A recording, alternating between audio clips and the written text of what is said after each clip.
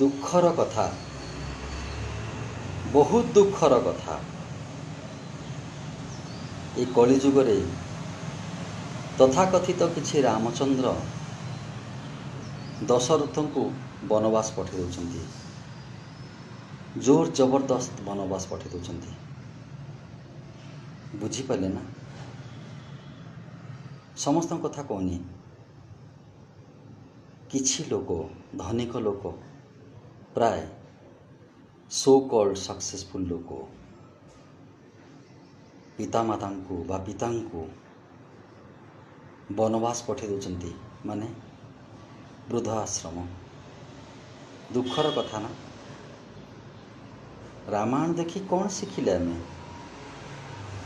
ତାଠୁ ତ ଭଲ ଯେଉଁମାନେ ଅସଫଳ ଗାଁରେ ଅଛନ୍ତି, କିଛି କରୁନାହାନ୍ତି ବା ଅଳ୍ପ କିଛି କରିକି ପିତାମାତାଙ୍କୁ ରଖିଛନ୍ତି ପାଖରେ, ତାଙ୍କୁ ଛୋଟ ଦେଖୁନାହାନ୍ତି, ତାଙ୍କୁ ଘୃଣା କରୁନାହାନ୍ତି, ତାଙ୍କୁ ଆଶ୍ରମକୁ ପଠାଇ ଦେଉନାହାନ୍ତି, ତାଙ୍କୁ ପଠାଇ ଦେଉନାହାନ୍ତି। ତାହେଲେ ଆମେ କ'ଣ ଶିକ୍ଷିତ?